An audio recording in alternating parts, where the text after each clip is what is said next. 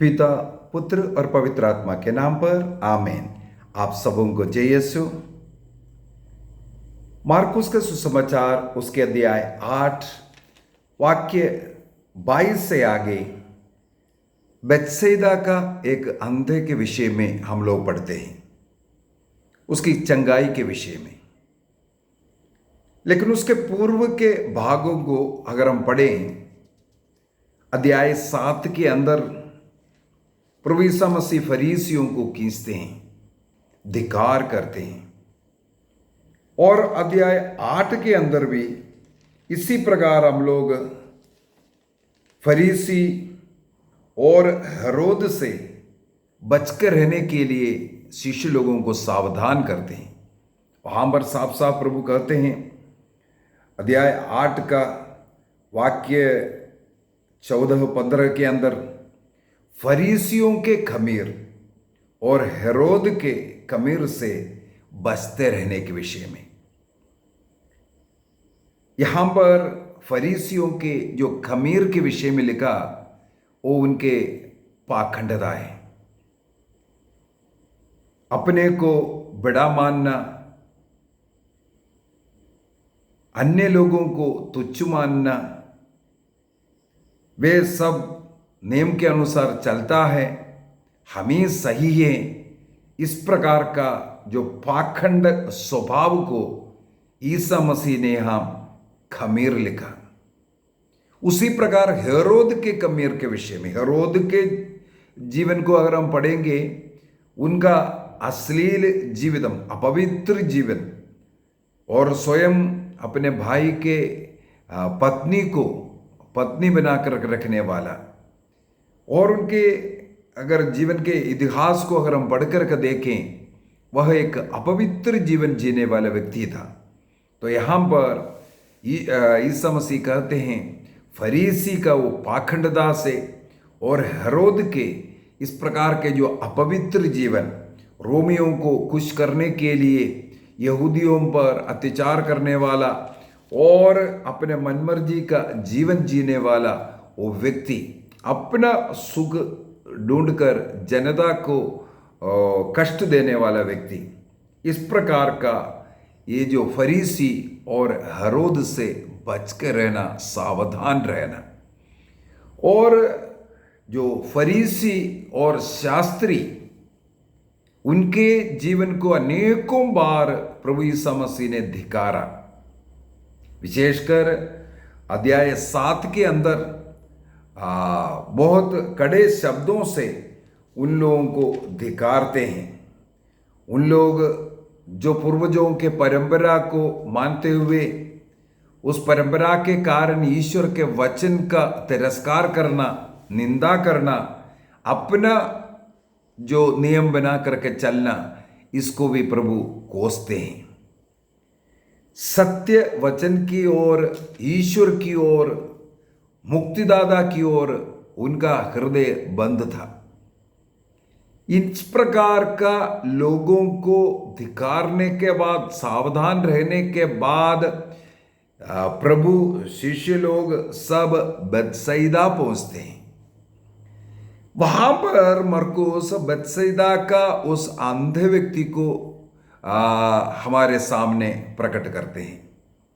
यहां पर उस अंधे व्यक्ति को दिखाने का मेरे विचार में सबसे पहला कारण, इससे पहले जिसके विषय में जो लिखा हुआ फरीसी, शास्त्री, उन लोगों का जो अंधापन को दूर करवाने के लिए लेके आया।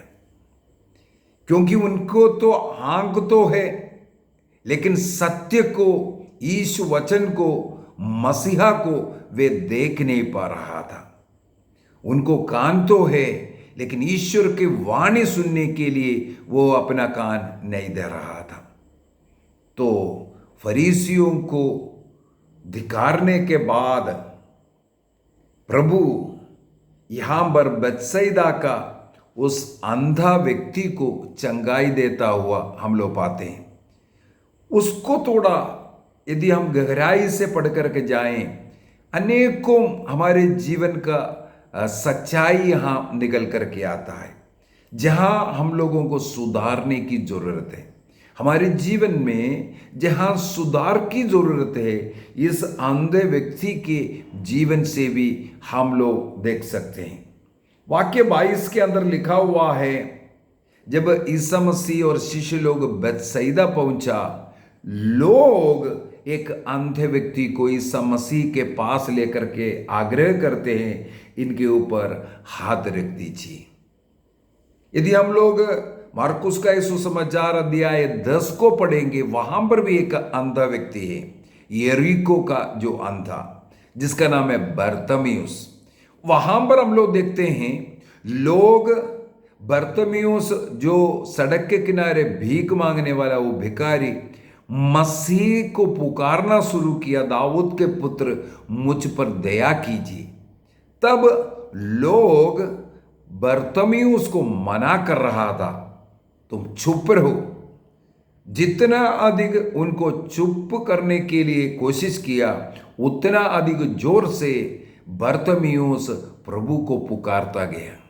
लेकिन यहां पर बेथसैदा के ये अंधा अपनी इच्छा से नहीं आया।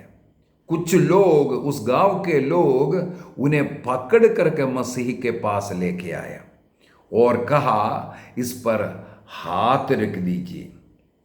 तब ईसा मसीह ने क्या किया? अगले वचन में हम लोग पढ़ते हैं, वे अंधे का हाथ पकड़कर उसे गांव का बाहर लेकर के गए।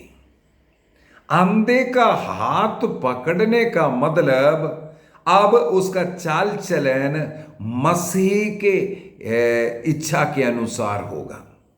इससे पूर्व इसका मतलब वो अपना मर्जी से चलता था। अंधा यदि कुछ भी सहारा अगर हाथ का मिल जाए, उनको चलने के लिए आसान हो जाता है। लेकिन ये बेथसैदा का अंधा व्यक्ति हो सकता है इस गांव के लिए एक सिरदर्द रहा होगा। इस गांव को उसने अपना अय्याशी का जगह शायद बना दिया होगा। यहां पर हम लोग देखते हैं उस हाथ को जो एक अंधे व्यक्ति को जरूरत पड़ता है, चाहे उनको पढ़ना है, चाहे उनको नोट कितना है, कुछ भी कार्य है, एक अंधा व्यक्ति अपने हाथों का स्पर्श के द्वारा वो पता करता है। उसको स्पर्श के द्वारा ही हर चीज का मालूम पड़ता है। वो हाथ को ही प्रभु ने अपने हाथ में ले लिया। अर्थात उस अंधा व्यक्ति प्रभु के इशारे पर, प्रभु की इच्छा पर चलना चाहिए, इसलिए प्रभु उसे पकड़ता है।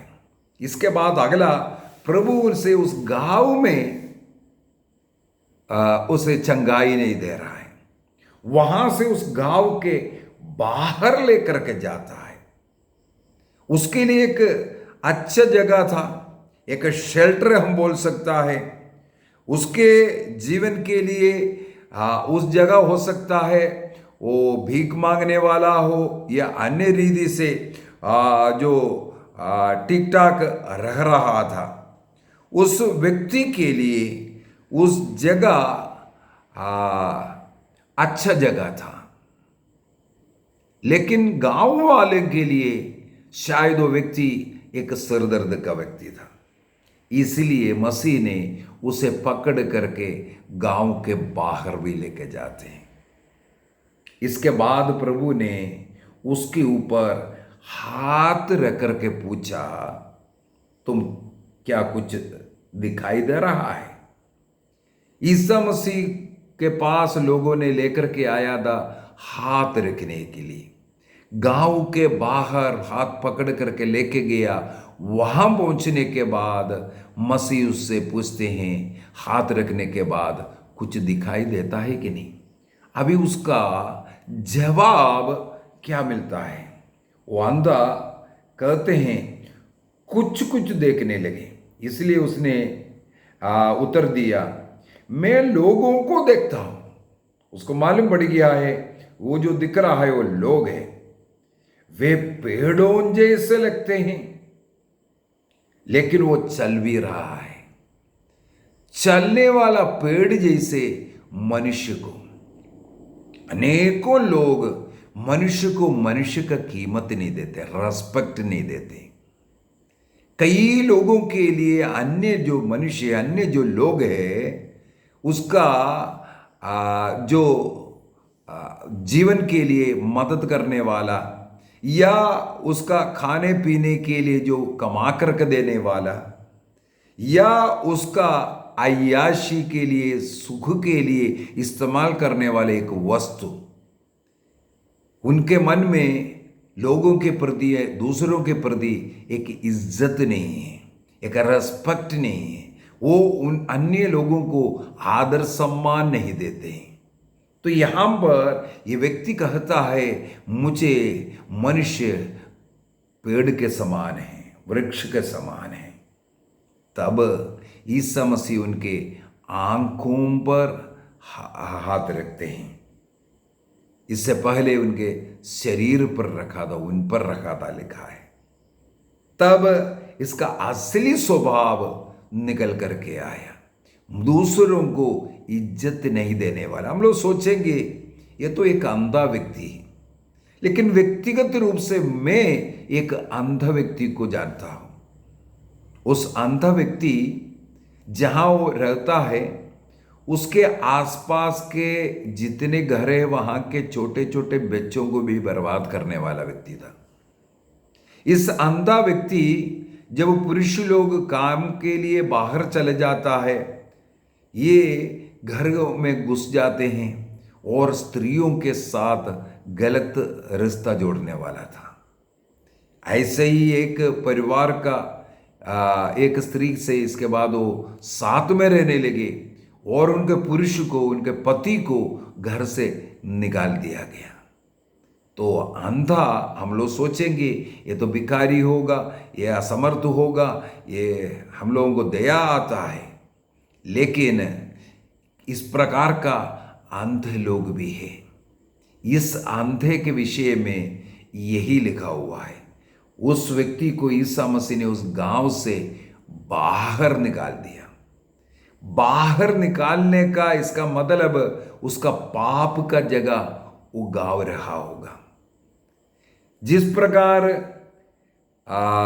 फरीसियों और हेरोद आदि को उनके खमीर के विषय में लिखा, इसके बाद इस बेतसैदा का अंधा को आंखें दे रहा है, दिखने लग रहा है। इसका मतलब है इस व्यक्ति को उनके रिप्रेजेंटेटिव के रूप में रख करके, जिस प्रकार इस अंधा व्यक्ति मसीह के द्वारा उनके आंखों को रोशनी मिला, वो देखने लगे, इसी प्रकार जिनका भी हृदय कठोर करके रखा है, मन को कठोर करके रखा है, वो मन देखने के लिए नहीं खुलता है।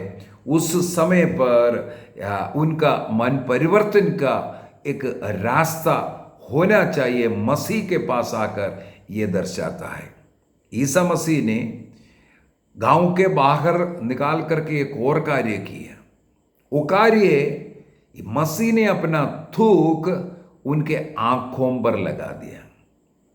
किसी व्यक्ति के ऊपर थूकना या थूक लगाना उस व्यक्ति के लिए एक अपमान का बात है, एक अपमान का बात है।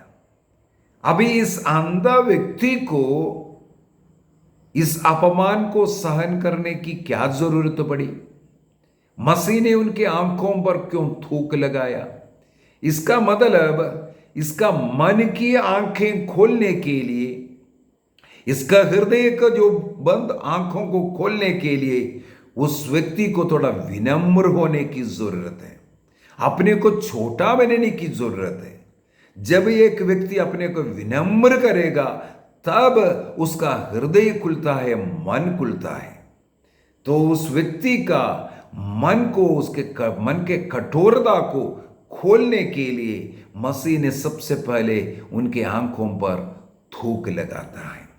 और हम लोग देखते हैं इसके बाद प्रभु ने उनके आंखों पर जब हाथ रखा तब उनके आंखें पूर्ण रूप से खुलता है, दूर दूर तक वो देखने लगे। अर्थात मसीह ने जब उनके हृदय की आंखों को खोल दिया, उसका मन खुल गया, तब उसको दूर दृष्टि मिला, दूर तक सोचने का, अन्य लोगों को एक मनुष्य के रूप में आदर सम्मान देने का एक दृष्टिकोण उसको मिल गया। तो वहां पर लिखा हुआ है, वो अंधा दूर दूर तक देखने लगे। इसके बाद आखिरी में हम लोग पढ़ते हैं, ईसा ने उससे कहा, इस गांव में पैर मत रखना, इस गांव में तुम फिर से पैर मत रखना। इसका मतलब वो उस गांव का भी नहीं होगा, वो अन्य जगह से उस गांव में आकर के गांव वालों के लिए शायद एक सिरदर्द बना होगा। हो सकता है हम अपने परिवार में रहते ही परिवार के लोगों के लिए एक सिरदर्द हो, हम परिवार के अन्य लोगों पर दया नहीं दिखाने वाला हो, उनके दुख उनके आवश्यकता हम नहीं देख रहा हो, हम अपनी इच्छा पर, अपनी संतृप्ति, अपने सुख के पीछे जो भी पैसा मिल रहा है, जो भी मेहनत कर करके जो कमा रहा है, ये सब कहीं इस्तेमाल तो नहीं कर रहा है। यहां पर ईसा मसीह ऐसे लोगों के लिए आंखें खोल करके ये जो बेत्सैदा का, ये जो चंगाई का, ये जो चमत्कार का कार्य करते हुए संदेश हमें देते हैं। प्रभु कहते हैं वहां पर फिर से प्रवेश नहीं करना। उसी प्रकार हमारे लिए भी कई ऐसा जोन होगा, जगह होगा जहां में दोबारा नहीं लौटना है, जहां से प्रभु ने हमें बाहर निकाला, जिस पाप के बंधन से हमें बाहर निकाला, जिस लड़ाई झगड़ा से हमें बाहर निकाला, हमें कई चीजों को इस प्रकार त्यागने की जरूरत है। वापस ना लौटना चाहिए। हमें यदि लौटना है, प्रभु के पास लौटना है, हमें पाप की ओर लौटना नहीं है। जहां हमें आनंद खुशी है, जहां हम लोग सोचते हैं बस यहां पर हमारे लिए अच्छा जगह है, हो सकता है प्रभु चाहता है हम वहां से निकल जाएं, हट जाए ऐसे कर्मों से, ऐसे प्रवृत्तियां दोबारा ना हो सकता है हमारा कुछ दोस्तियां इस प्रकार का हो जिससे हमें डिलीट करने की जरूरत है, हटाने की जरूरत है। क्या मेरे जीवन में ऐसा है जैसे मसीह ने उसे कहा फिर से वहां नहीं लौटना? मेरे जीवन में कहां ना लौटना चाहिए? मैं एक अच्छा पाप स्वीकार कर, एक प्रार्थना करते हुए ये अपने को नया बनाया है, तो मुझे वापस कहां नहीं लौटना चाहिए? जैसे बाइबल के अंदर कुत्ते के विषय में ये लिखा हुआ है, वो जहां वोमिटिंग करता है उसके पास फिर से जाता है। केवल कुत्ते का स्वभाव बाइबल के अंदर इस प्रकार लिखा हुआ है। कहीं हमारा स्वभाव भी कभी कभी कुत्ते का तो नहीं बन जाए। जिस पाप को, जिस व्यक्ति को हम नफरत कर रहा है, त्यागना, छोड़ना और उनसे अलग रहना है चाहता है और अलग रहना चाहिए, अन्यथा हमारा पाप का जगह वो हो सकता है हम कहीं फिर से लौट तो नहीं रहा है। जिस वस्तु को हमने एक बार त्यागा, जो हमारा पाप का कारण बन रहा है, फिर से हम उन वस्तुओं में लौट तो ही नहीं रहा है। हमें अंतःकरण की जांच करना है, हम किस प्रकार ऐसा नष्ट हो रहा है। हमें उस नष्ट होने वाला जगह से उठना है, हमें वहां नहीं लौटना है। मसीह आग्रह करता है जहां से प्रभु ने हमें बाहर निकाला, जिस झंझटे से, जिस गलत दोस्ती से, जिस बुराई से, जिस मनोभाव से प्रभु ने हमें बाहर निकाला, उसमें ना लौटने का। आइए हम अपनी आंखों को बंद करें और प्रार्थना करें, हे प्रभु हम पर दया कर, हमें एक कृपा दे पाप से दूर भागने का। जिस प्रकार जोसेफ पुत्तीफर के पत्नी से दूर भागा, उसी प्रकार पाप से, पाप के अवसरों से, गलत दोस्ती से, गलत चीजों से दूर भागने की कृपा हमें दे। प्रवक्ता ग्रंथ 21:2 और 3 में लिखा हुआ है, सांब के सामने की तरह दूर भाग जाओ। हमें ऐसे लोगों से, ऐसी वस्तुओं से, ऐसी जगहों से दूर रहने की कृपा दीजिए प्रभु। हम अपने मन को, अपने हृदय को, अपने शरीर के अंगों को अपने वश में रख सके। यीशु दया कीजिए, हमारे जीवन में आकर हमारी सहायता कीजिए। प्रभु से प्रार्थना करें, प्रभु की कृपा अनुग्रह हम लोगों को मिलता रहे। पिता, पुत्र और पवित्र आत्मा के नाम पर आमीन। आप सबों को जय यीशु।